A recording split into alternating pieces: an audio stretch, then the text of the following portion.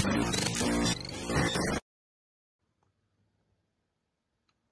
mga kapips, good morning. Another day. Walang snow. Walang snow.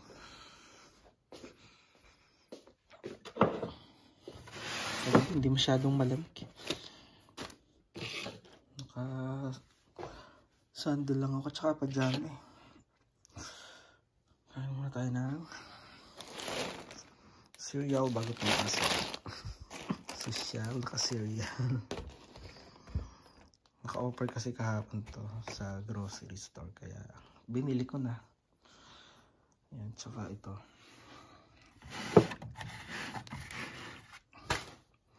Chocolate milk. Ayan, kain muna tayo bago pumasok.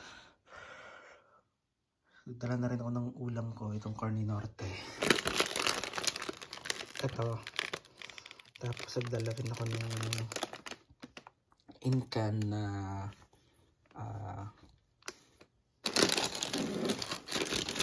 yung mais. Yung popcorn na in-can na ilalaho ko sa kanya. Ito ko na lang lutuin sa work ko. Ayan, kain muna tayo.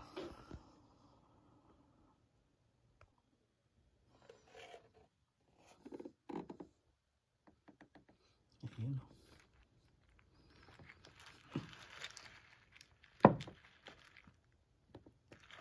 Sarap. Elementary high school. Ito nakapag ganito. Okay na sa amin yung may, alam niyo yung baon na kanin,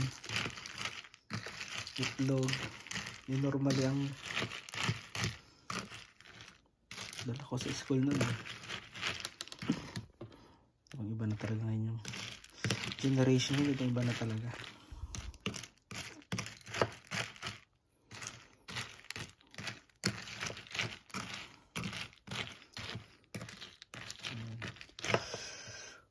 Albang araw ngayon ay Thursday, tapos Friday, Saturday, sa Sunday mag-iiba yung schedule ko. 9 AM to 4 PM lang kami. Tapos meron kaming Christmas party. Vlog ko nga yung Christmas party namin. Ayan, kain muna tayo.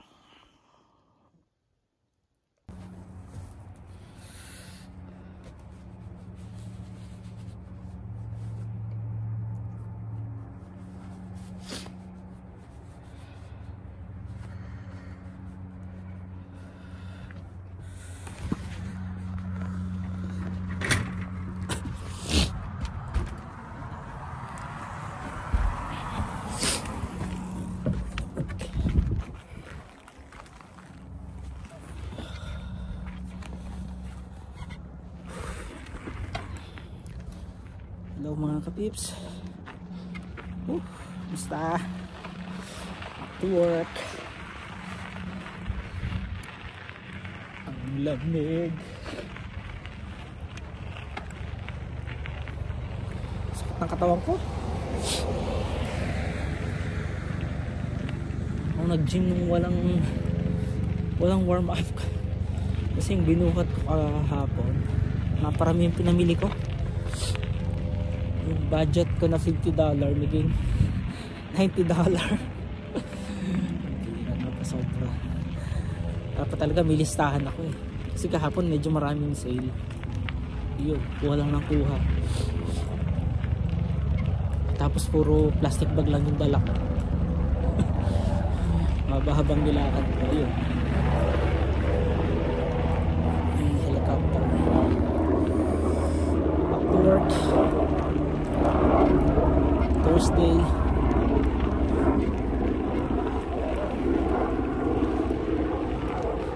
Consistent yung temperature. Hindi nataas ng -7. Nandun lang lagi sa range na gano'n. Tapos wala pang snow.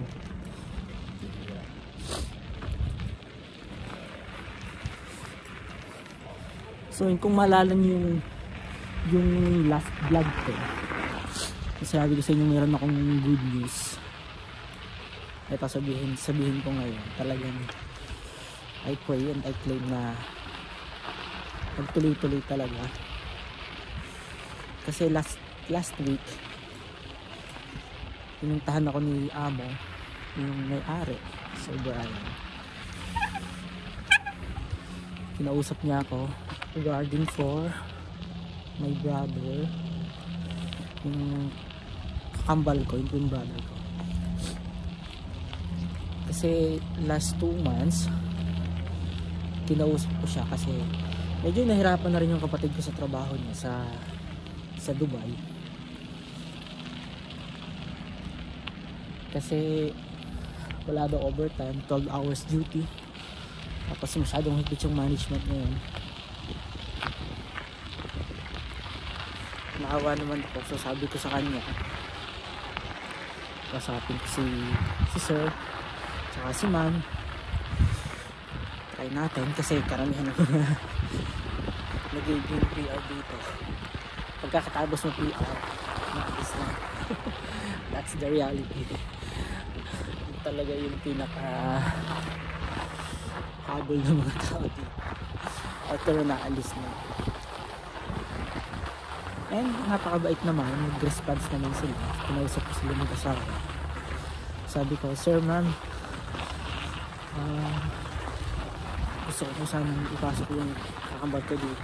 As well din yung sister ko na nasa Taiwan. Pareho sila. Pero kung may piliin man silang isa lang, syempre mas unahin ko muna si Utod kasi yung kapatid ko naman stable pa yung work niya sa Taiwan o kaya kayo pa naman. And sabi niya sa akin, sige, ipasa mo yung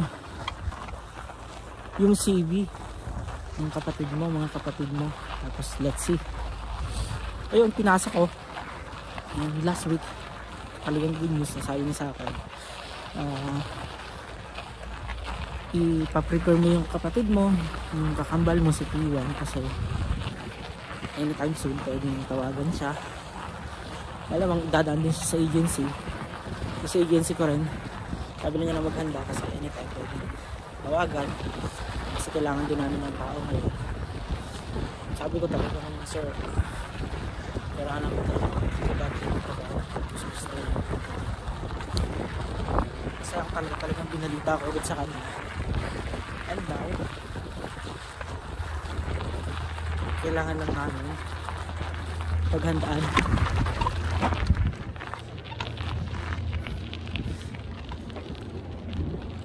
yung expenses, kung magkano magagastos niya. Pero sabi ko sa kanya, maghanda ka na kasi medyo syempre gagastos ka rin talaga.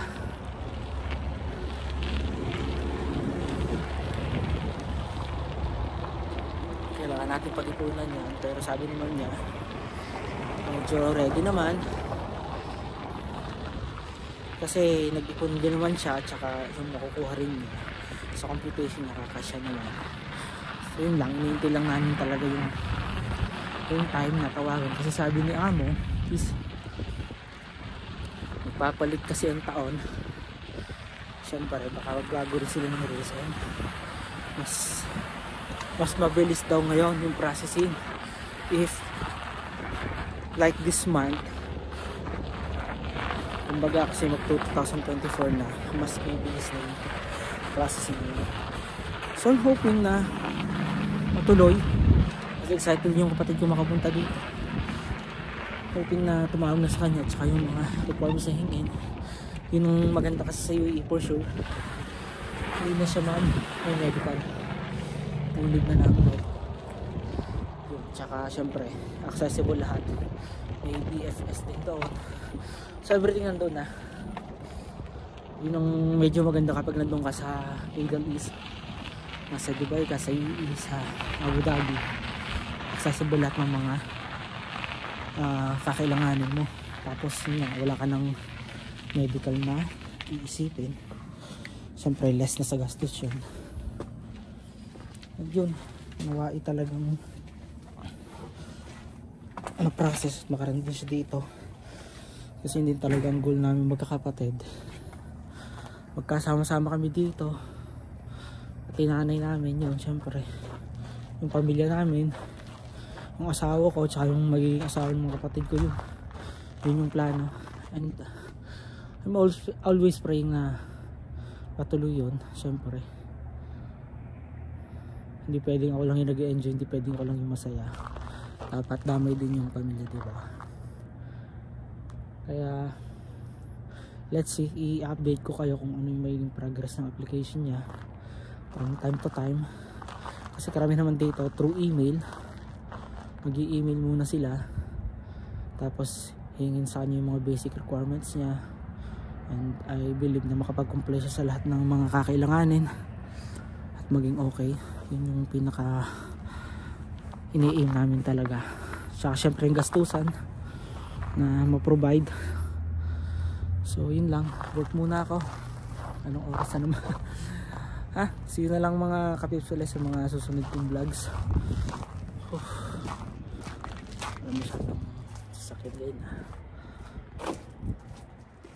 Kita-kits sana ulit tayo. Salamat sa patuloy na pag-support sa akin channel. And see you mga kapips. God bless you all. Bye bye.